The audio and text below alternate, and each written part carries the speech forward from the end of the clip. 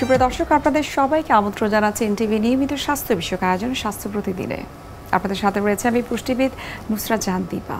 দর্শক, আপনারা নিশ্চয়ই সবাই জানেন যে স্বাস্থ্য প্রতিদিন অনুষ্ঠানে আমরা সবসময় চেষ্টা করে থাকি স্বাস্থ্য বিষয়ক বিভিন্ন ধরনের সমস্যা, তার চিকিৎসা এবং জীবনযাত্রা পরিবর্তন কতটুকু গুরুত্বপূর্ণ সেই বিষয়গুলো আমাদের আলোচনার মধ্যে থাকে। দর্শক, আমাদের আজকের আলোচ্য বিষয় হচ্ছে বন্ধ্যাত্বের আধুনিক চিকিৎসা। আর এই বিষয়টি নিয়ে কথা বলার জন্য আজ আমাদের সঙ্গে স্টুডিওতে উপস্থিত রয়েছেন একজন বিশেষজ্ঞ চিকিৎসক। আলোচনা শুরু করব, তবে তার আগে আমরা পরিচিত হয়ে নিচ্ছি আমাদের সেই অতিথির সঙ্গে। ডাক্তার কামরুন নাহার নারায়ণগঞ্জ জেলায় জন্মগ্রহণ করেন। তিনি 1990 সালে ময়মনসিংহ মেডিকেল কলেজ থেকে MBBS ডিগ্রি অর্জন করেন। এরপর তিনি চিকিৎসা বিজ্ঞানে উচ্চতর MS DGO ডিগ্রি লাভ করেন। বর্তমানে তিনি ইনফার্টিলিটি সেন্টারে গাইনি অ্যান্ড অবস বিভাগের চিফ কনসালটেন্ট হিসেবে কর্মরত। ম্যাম, আপনাকে স্বাগত জানাচ্ছি আমাদের আজকের অনুষ্ঠানে। ধন্যবাদ আপনাকে। আসসালামু আলাইকুম। কখন আসলে আমরা একজন কাপলকে বলতে পারবো যে তারা বন্ধ্যাত্বজনিত সমস্যায় ভুগছে? একটি কাপল বিবাহিত জীবনে 1 বছর কিংবা 1 বছর অধিক সময় কোনো রকম ব্যারিয়ার কিংবা কন্ট্রাসেপটিভ মেথড ছাড়াই যখন চেষ্টা করছে যে তারা সন্তান নেবে, এবং 1 বছর অতিবাহিত হওয়ার পরেও যখন সন্তান নিতে ব্যর্থ হচ্ছে, তখন তাদেরকে আমরা বন্ধ্যাত্ব বলে অভিহিত করি। এখন বন্ধ্যাত্ব আসলে 2 রকমের, প্রাইমারি এবং সেকেন্ডারি। প্রাইমারি যারা, যেটা বললাম যে 1 বছর কিংবা তারও বেশি চেষ্টা করার পরও মা হতে পারছেন না, তাদেরকে আমরা প্রাইমারি ইনফার্টিলিটি বলি। আর সেকেন্ডারি হচ্ছে উনি হয়তো একবার মা হয়েছেন, সন্তানটি জীবিতও থাকতে পারে, মৃতও হতে পারে, কিংবা একটি MR অ্যাবর্শন হয়েছে, কিংবা তার একটি অ্যাক্টোপিক প্রেগনেন্সি হয়েছে এবং পরবর্তীতে আর চেষ্টা করে মা হতে পারছেন না, তখন তাকে আমরা সেকেন্ডারি ইনফার্টিলিটি বা সেকেন্ডারি বন্ধ্যাত্ব বলে থাকি। তবে আমাদের সবচেয়ে ভয়ের বিষয় হচ্ছে যে আগে আমরা জানতাম যে প্রতি 5 জনে একজন দম্পতি বন্ধ্যাত্বে ভুগছে, কিন্তু এখন কিন্তু এই সংখ্যাটি আর ওখানে দাঁড়িয়ে নেই। এখন দেখা যাচ্ছে প্রতি 5 জনে প্রায় 2 থেকে 3 জনই বন্ধ্যাত্ব রোগে ভুগছে। অর্থাৎ এই সংখ্যাটি কিন্তু এখন আমাদের দেশেও অনেক বেশি আকারে আমরা দেখতে পাচ্ছি। গ্লোবালি এবং বাংলাদেশের বন্ধ্যাত্বজনিত সমস্যাটা বৃদ্ধি পাচ্ছে। বৃদ্ধি পাওয়ার পেছনে নিশ্চয়ই অনেক কারণ রয়েছে, সেই কারণগুলো একটু জানতে চাই আপনার কাছে। আমাদের লাইফস্টাইল, আগের দিনে আমরা একটা কবিতা জানতাম, early to bed early to rise. সেই জিনিসটা আমরা আসলে ভুলে গিয়েছি। আমাদের একদম বাচ্চা থেকে শুরু করে আমরা বয়স্ক যারা আছে, কেউই সেই সিস্টেমের মধ্যে আমরা নাই। কারণ আমরা যত আমাদের লাইফস্টাইল এগুচ্ছে, ডিজিটালাইজেশন হচ্ছে, ততই আমরা সেদিকে ছুটছি। আমরা কেরিয়ারের দিকে ঝুঁকে যাচ্ছি বেশি, আমরা লেট ম্যারেজ করছি। তাছাড়া আমাদের খাবার দাবার সব কিছু মিলিয়ে আমরা আসলে বন্ধ্যাত্ব রোগটা এখন বেশি পাচ্ছি। আগে বলা হতো যে বন্ধ্যাত্বের টোটাল 100 জন যদি আমরা হিসাব করি, 1/3 একজন নারী দায়ী, 1/3 একজন পুরুষ দায়ী, 1/3 নারী পুরুষ উভয় দায়ী, এবং বাকি যে 10% থাকে সেটা হচ্ছে আননোন কিংবা আনএক্সপ্লেইন। কিন্তু এখন কিন্তু সেটা বলছি না। আমরা এখন দেখছি যে গ্লোবালি এবং আমাদের দেশে যদি 50% নারী দায়ী হয়ে থাকে, তাহলে 50% বা 50% হচ্ছে পুরুষ দায়ী। ম্যাম, পুরুষদের বন্ধ্যাত্বজনিত সমস্যা যে রয়েছে সেটি কিন্তু অনেকে আসলে তারা মানতে চায় না। তো এই ধরনের পেশেন্ট যখন আপনাদের কাছে আসে, কিভাবে আসলে তাদেরকে আপনারা কাউন্সিলিং করে থাকেন? গত 5 বছর আগেও কিছু কিছু পুরুষ তাদের রিপোর্ট নিয়ে আসতেন, এবং সেগুলোর মধ্যে যদি কোনো ধরনের ঝামেলা থাকতো, তখন কিন্তু আমাদের বলতেন যে আমার রিপোর্টটা যে খারাপ, আমার স্ত্রীকে কিন্তু আপনি বলবেন না কিংবা বলতে পারবেন না। কিন্তু এখন সিনিয়রিটি চেঞ্জ হয়ে গেছে, এখন মানুষ কিন্তু সচেতন। এখন মানুষ সেই মিথ থেকে বের হয়ে আসছে যে তার রিপোর্টটা খারাপ থাকলেও যেটার চিকিৎসা আছে, আধুনিক চিকিৎসা আছে, সেটা কিন্তু এখন মোটামুটি মানুষের ভিতর ঢুকে গিয়েছে। আমরাও মানুষকে, যখন একটা কাপল আসে, আমরা কিন্তু একসাথেই কাউন্সিলিং করি এবং আমরা বলি যে আপনার ওয়াইফের অনেকগুলো টেস্ট আছে, কিন্তু আপনার কিন্তু একটি টেস্ট আছে, এবং সেটি হচ্ছে সিমেন অ্যানালাইসিস কিংবা বীর্যর যেটা পরীক্ষা, এটা কিন্তু আপনাকে করতে হবে, এবং আপনি একজন দায়িত্ববান স্বামী হিসাবে এই টেস্টটি কিন্তু অবশ্যই করে আসবেন। তো আমরা যখন এইভাবে বলি, তখন সেই টেস্টে করে আসে, এবং মেল ইনফার্টিলিটি কিন্তু এখন অনেক বেড়ে গেছে। এটার কারণ কিন্তু সেম, কারণ মানুষ পেশাগতভাবে অনেক বিভিন্ন পেশায় ছড়িয়ে যাচ্ছে, বিশেষ করে যারা দেশের বাইরে থাকে, এদের মেল ইনফার্টিলিটি কিন্তু অনেক বেশি। কারণ দেশের বাইরে এরা ম্যাক্সিমামই দেখা যায় যে গরম এনভায়রনমেন্টে কাজ করে। কেউ আছে ড্রাইভার, দিনের অধিকাংশ সময়ই তাকে গাড়ি চালাতে হয়। কেউ আছে হয়তো রেস্তোরাঁয় কাজ করে। আমাদের যেই ভাইয়েরা দেশের বাইরে কাজ করছে, মালয়েশিয়া কিংবা সিঙ্গাপুর কিংবা ইটালি, এই ধরনের জায়গায় এবং আরব কান্ট্রিগুলোতে, এরা কিন্তু এই ধরনের গরম ওয়েদারে বেশি কাজ করে। এবং আপনি জানেন যে আল্লাহ তাআলা সব কিছু পেটের ভিতরে দিয়ে দিয়েছে, কিন্তু ছেলেদের ওই একটা প্রজনন অঙ্গ টেস্টিসটা বাইরে দিয়েছেন। তার কারণ হচ্ছে পেটের টেম্পারেচার বাইরের টেম্পারেচার একরকম নয়, পেটের টেম্পারেচার বেশি এবং বাইরের টেম্পারেচারটা কম। এবং স্পার্ম শুক্রাণু সেটা একটা নির্দিষ্ট তাপমাত্রায় জীবিত থাকে। যখনই অন্ডকোষের তাপমাত্রা বেড়ে যায় তখন কিন্তু স্পার্মগুলো মরে যায়, অর্থাৎ শুক্রাণুগুলি মারা যায়। তারপর যারা কর্পোরেট অফিসে চাকরি করি, ওনারা দীর্ঘক্ষণ ল্যাপটপে কাজ করেন, রাত জেগে কাজ করেন, এই ল্যাপটপের যে এই রেটাও কিন্তু আপনাকে শুক্রাণুর উপর হ্যাম্পার করে, ডিএনএগুলোকে ভেঙে দেয়। আর তাছাড়া হচ্ছে যে অধিক রাত জাগা, আবারও সেই জাঙ্ক ফুড খাওয়া, অর্থাৎ ছেলেদের কিন্তু লাইফস্টাইল মডিফিকেশন। ম্যাম, স্মোকিং করাটাকে আসলে বন্ধ্যাত্বের সমস্যাটাকে বাড়িয়ে দিতে পারে কিনা? ভীষণভাবে এফেক্ট করে। সম্প্রতি আমি জাপান এবং সিঙ্গাপুরে ইনফার্টিলিটি কনফারেন্সে গিয়েছিলাম, সেখানে যেটা দেখলাম যে স্মোকিং, অ্যালকোহল, এগুলো ড্রাগস, এগুলো তো আছেই, পাশাপাশি বলা হয়ে থাকে যে একটি পুরুষের যদি প্রেশার থাকে, ডায়াবেটিস থাকে, ইভেন কি সে যদি ওবেসও হয়, অনেকে ভাবে আমি মোটা, তাতে কি কোনো সমস্যা নেই, কিন্তু ওবেসিটিও একটা ফ্যাক্টর।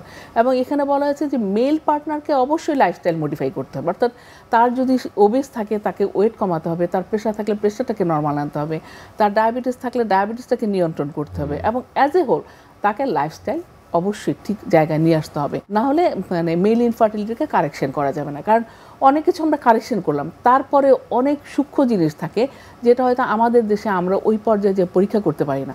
যেমন ডিএনএ ফ্র্যাগমেন্টেশন টেস্ট, অর্থাৎ স্পার্মের মধ্যে যে ডিএনএ থাকে এটা কিন্তু ভেঙে ছোটো ছোটো টুকরা হয়ে যায়, সেটার টেস্টটা খুবই কস্টলি, যেটা সবসময় আমরা পেশেন্টকে দিতে পারি না। এবং ডিএনএ ফ্র্যাগমেন্টেশন টেস্টে যদি 25% উপরে থাকে তাহলে তার মর্টালিটি যাই থাকুক, তার স্পার্ম কাউন্ট ভালো থাকলে সে বাবা হতে পারবে না। ছেলেদের যে বন্ধ্যাত্বজনিত সমস্যা হচ্ছে, নিশ্চয়ই এর চিকিৎসা রয়েছে। অবশ্যই চিকিৎসাটা সম্পর্কে একটু জানতে চাই। এখন অনেক আধুনিক চিকিৎসা চলে এসেছে। আমরা লাইফস্টাইল মডিফিকেশনের পাশাপাশি আমরা কিছু ড্রাগস দিই। যদি এরকম হয় যে আমরা শুরুতে আগে একটু জানি যে আসলে একটা সিমেন প্যারামিটার কিংবা বীর্য পরীক্ষার প্যারামিটারটা কি, ওয়ার্ল্ড হেলথ অর্গানাইজেশন 2012 সনে একটি প্যারামিটার করে দিয়েছেন যে শুক্রাণুর সংখ্যা মিনিমাম 15 মিলিয়ন হতে হবে, এর যে গতিশীলতা কিংবা মর্টিলিটি 42%-এর উপরে থাকতে হবে, এবং এর যে মরফোলজি অর্থাৎ এটার যে স্ট্রাকচার এটা 4%-এর কিংবা 4%-এর উপরে ভালো হতে হবে।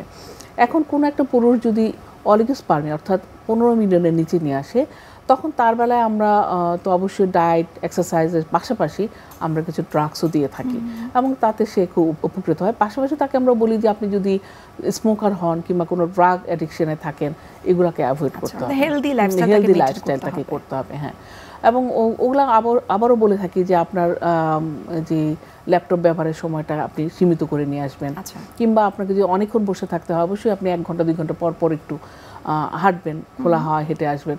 যিনি ড্রাইভার তাকে আমরা বলি আসলে আন্ডারওয়্যারটা যেন ঢিলা নাড়া থাকে, আপনি যেখানে যেয়ে থামবেন সেখানে একটু বের হয়ে একটু হাঁটবেন। এবং যারা খুব হট ওয়েদারে কাজ করে তাদেরকে একটু কুল ওয়েদারে এসে ঠান্ডা আবহাওয়ায় কিছুক্ষণ রেস্ট নিতে বলে থাকি আমরা। আর অবশ্যই পর্যাপ্ত ঘুম, 6 থেকে 8 ঘন্টা ঘুমানোর কথা বলে থাকি। এছাড়া যাদের অ্যাজোস্পার্মিয়া তাদের বেলায় কিন্তু আধুনিক চিকিৎসা হিসাবে যদি আমরা দেখি যে তার আসলে শুক্রাণু তৈরি হচ্ছে কিন্তু বের হচ্ছে না, সেই ক্ষেত্রে সে আইভিএফ, ইনভিট্রো ফার্টিলাইজেশন কিংবা ইক্সি পদ্ধতিতে যেতে পারে।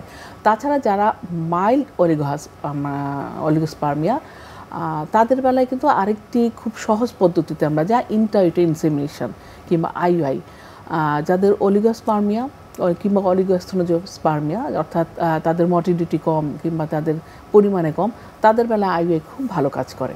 ম্যাম, এখন আধুনিক ট্রিটমেন্ট সম্পর্কে আপনার কাছে একটু জানতে চাই যে বাংলাদেশে আসলে ছেলে বা মেয়ে যারই বন্ধ্যাত্বজনিত সমস্যা থাকুক না কেন, আধুনিক চিকিৎসাটা রয়েছে কিনা?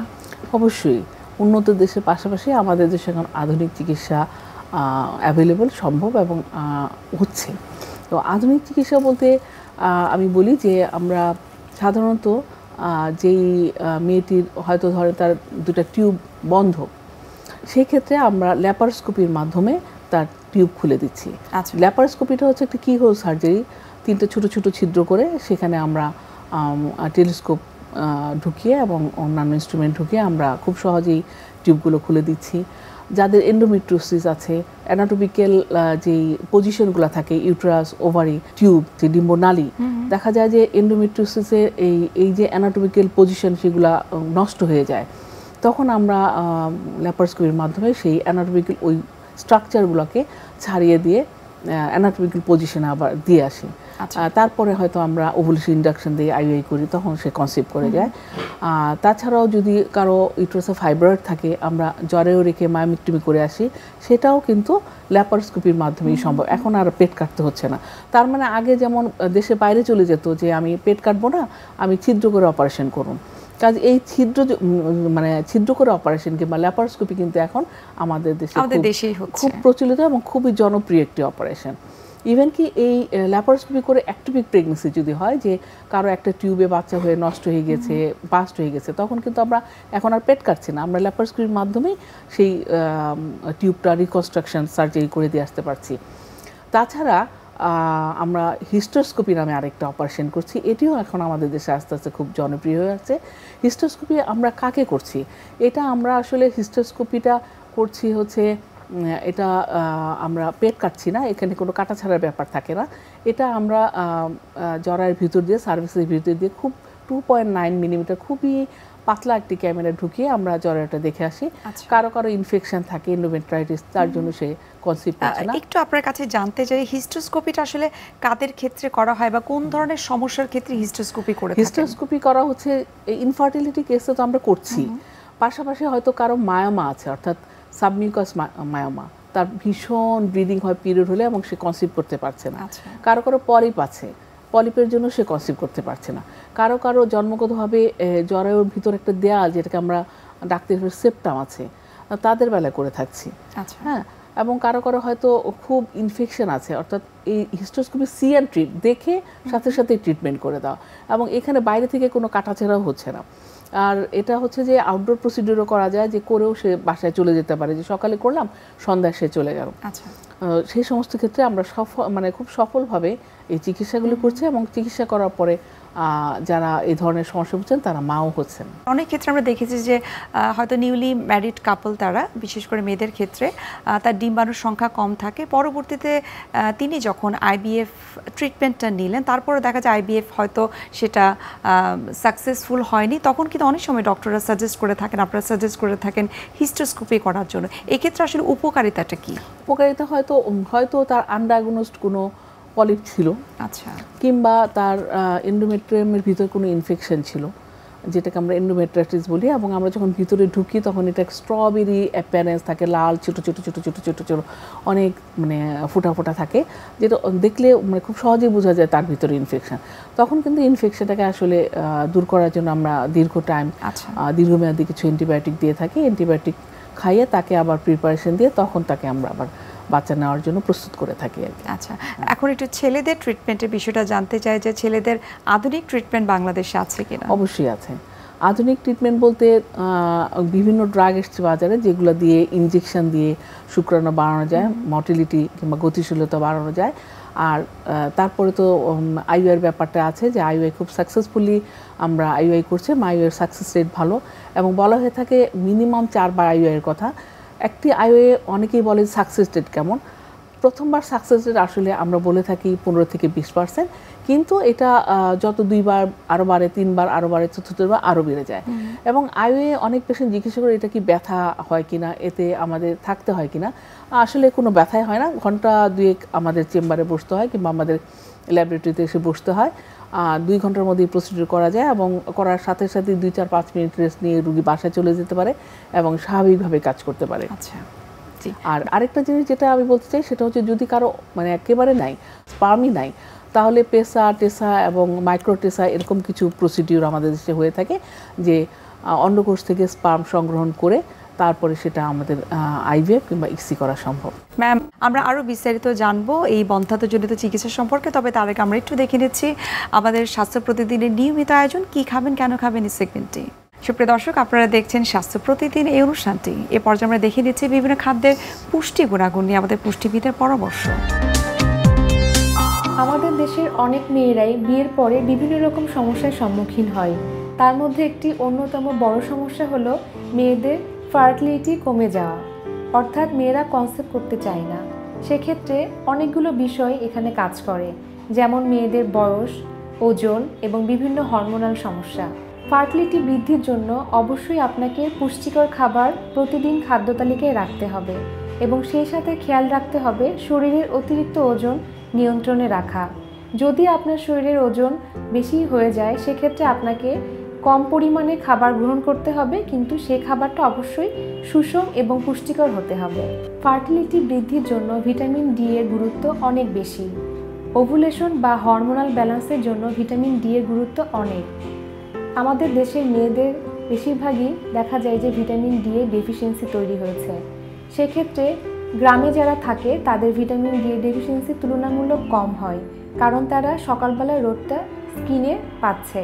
কিন্তু আমাদের দেশের শহরের মেয়েরা সবসময় অফিস এবং ঘরের মধ্যে থাকার কারণে পর্যাপ্ত পরিমাণ সূর্যের আলো না পাওয়ায় তাদের শরীরে ভিটামিন ডি তৈরি হচ্ছে না। সেক্ষেত্রে তারা অবশ্যই সকালবেলা সূর্যের আলোতে একটু বসবে এবং ভিটামিন ডি জাতীয় খাবার খাদ্য তালিকায় রাখবে। ভিটামিন ডি এর মধ্যে যেসব খাবারগুলো পাওয়া যায় সেগুলো হলো ডিম, দুধ, মাছ, মাছের তেল ইত্যাদি। ভিটামিন ই স্পার্ম এবং এগের অবস্থাকে ভালো করে। ভিটামিন ই জাতীয় খাবারের মধ্যে রয়েছে অলিভ অয়েল, সানফ্লাওয়ার অয়েল, বাদাম, পেঁপে এবং অন্যান্য গাঢ় সবুজ শাকসবজি। ভিটামিন সি আমাদের হরমোন এবং ফার্টিলিটিকে বৃদ্ধি করে এবং ভিটামিন সি জাতীয় খাবারের মধ্যে রয়েছে টক জাতীয় ফল, ব্রোকলি, টমেটো ইত্যাদি। জিঙ্ক বডিতে 300 ভিন্ন এনজাইমের সাথে কাজ করে আমাদের বিভিন্ন অর্গানগুলোকে ভালো রাখে এবং জিঙ্কের অভাব হলে দেখা যায় প্রথম দিকে মিসক্যারেজ হয়ে যেতে পারে। এছাড়াও জিঙ্ক ছেলেদের ফার্টিলিটি বৃদ্ধিতে সহায়তা করে। গরুর মাংস, মটরশুঁটি, দই, মিষ্টি কুমড়ার বিচি প্রভৃতি খাবার থেকে আমরা জিঙ্কের চাহিদা পূরণ করতে পারি। মনে রাখতে হবে জিঙ্ক রান্নায় নষ্ট হয়ে যায়। ওমেগা 3 সম্পন্ন খাবার ফার্টিলিটি বৃদ্ধিতে অনেক গুরুত্বপূর্ণ ভূমিকা রাখে। ডিম, ডাল, কিছু সবজি এবং মাছ এবং মাছের তেল থেকেও আমরা ওমেগা 3 চাহিদা পূরণ করতে পারি। যারা এই ফার্টিলিটি সমস্যায় ভুগছেন তাদের জন্য একটি উপদেশ, আপনারা প্রতিদিন খাদ্য তালিকায় সব পুষ্টি উপাদানযুক্ত খাবারগুলোকে যুক্ত করুন এবং প্রতিদিন সূর্যের আলোতে 5 মিনিট করে বসুন। ম্যাম, যারা আসলে নিউলি ম্যারিড কাপল, অনেক সময় দেখা যায় যে বছর 3 পর থেকে যখন তারা বেবি নেওয়ার জন্য ট্রাই করা শুরু করে তখন দেখা যায় বা বেবি হচ্ছে না, আইভিএফ এর জন্য ট্রাই করছে এবং অনেকবার ট্রাই করার পরেও যখন হচ্ছে তখন কিন্তু তারা কিছুটা প্যাশেন্সলেস হয়ে যায়, কিছুটা হতাশাগ্রস্ত হয়ে যায়। তাদের উদ্দেশ্যে আপনার ছোট্ট কিছু টিপস জানতে চাই। আসলে বন্ধ্যত্ব এখন আর অভিশাপ নয়। একটু সচেতন হলে তাহলেই বন্ধ্যত্ব থেকে আমরা মুক্তি পেতে পারি। তো সচেতনতার হিসেবে আমি বলবো যে মেয়েটি 30 বছর পরে, মানে 30 বছরের পরে বিয়ে করেছে এবং তারও 2-3 বছর কেরিয়ারের জন্য ডিলে করে সে বাচ্চা নিতে চাচ্ছে, তাকে কিন্তু সাথে সাথেই মানে বাচ্চা নেওয়ার জন্য ওয়েট করা যাবে না। অর্থাৎ তাকে অ্যাক্টিভলি চিকিৎসা নিতে হবে এবং ডাক্তারের পরামর্শ অনুযায়ী তাকে চলতে হবে, তার লাইফস্টাইল ঠিক করতে হবে এবং শুক্রাণু, যেই ছেলেটির শুক্রাণু কম তার জন্য তাকে চেষ্টা করতে হবে, তার লাইফস্টাইল মডিফাই করতে হবে। চিকিৎসকের পরামর্শের কোনো বিকল্প নেই, কারণ যেহেতু আমাদের দেশেই এখন সব ধরনের চিকিৎসা হচ্ছে, পাশের দেশ যাওয়ার দরকার নেই কিংবা আরও কোনো দূরে যাওয়ার কোনো প্রয়োজন নাই। আমাদের দেশে অনেকগুলো আইভিএফ সেন্টার হয়েছে, অনেক আইওআই সেন্টার আছে এবং ইদানিং বলা হয়ে থাকে আইভিএফ এর সাকসেস রেট সেম। এবং যিনি আইভিএফ এর জন্য হয়তো ওনার অনেক টাকা পয়সা নাই, উনি হয়তো ভাবছে আমি কিভাবে চিকিৎসা করব, তারও হতাশ হওয়ার কিছু নাই। উনি কিন্তু আইভিএফ এর মাধ্যমে সন্তান সম্ভব হতে পারে না। জি ম্যাম, আপনাকে অসংখ্য ধন্যবাদ। আমরা অনুষ্ঠানের একেবারে শেষ পর্যায়ে এত চমৎকারভাবে, এত বিস্তারিতভাবে ইনফরমেশন দেওয়ার জন্য আপনাকে অসংখ্য ধন্যবাদ জানাচ্ছি আবার এবং শুভকামনা এনটিভির পক্ষ থেকে। আপনাকে অনেক ধন্যবাদ এনটিভি কর্তৃপক্ষকে। সুপ্রিয় দর্শক, এতক্ষণ আপনারা দেখছিলেন এনটিভি নিয়মিত স্বাস্থ্য বিষয়ক আয়োজন স্বাস্থ্য প্রতিদিন এই অনুষ্ঠানটি। এ পর্যায়ে আমরা দেখে নিচ্ছি আমাদের আগামী পর্বে কি থাকছে। প্রতিদিন দেখা যায় আমাদের চেম্বারে হয়তো 50% পেশেন্টই কিন্তু 30 থেকে 50% পেশেন্টই কিন্তু এই মাসিকের বিভিন্ন জটিলতার জন্য আমাদের কাছে এসে থাকে। তো অ্যাকচুয়ালি মাসিকের জটিলতা কিন্তু একটা টিনেজ বাচ্চা থেকে শুরু করে একদম শেষ বয়সে পর্যন্ত হতে পারে। বিশ্বের যে কোনো প্রান্ত থেকে যে কোনো সময় এনটিভি জনপ্রিয় অনুষ্ঠান স্বাস্থ্য প্রতিদিন দেখতে আপনারা ভিজিট করতে পারেন আমাদের পূর্ণাঙ্গ পোর্টাল www.ntvbd.com এছাড়াও এনটিভির বিভিন্ন ধরনের জনপ্রিয় অনুষ্ঠান এবং নিউজ আপডেট পেতে আপনারা ভিজিট করতে পারেন আমাদের ইউটিউব চ্যানেল এবং ভেরিফাইড ফেসবুক পেজে। দর্শক আজ এখানে শেষ করতে হচ্ছে, দেখা হবে আবারও আপনাদের সঙ্গে। সে পর্যন্ত আপনারা সবাই ভালো থাকুন, সুস্থ থাকুন এবং সব সময় এনটিভির সঙ্গেই থাকুন।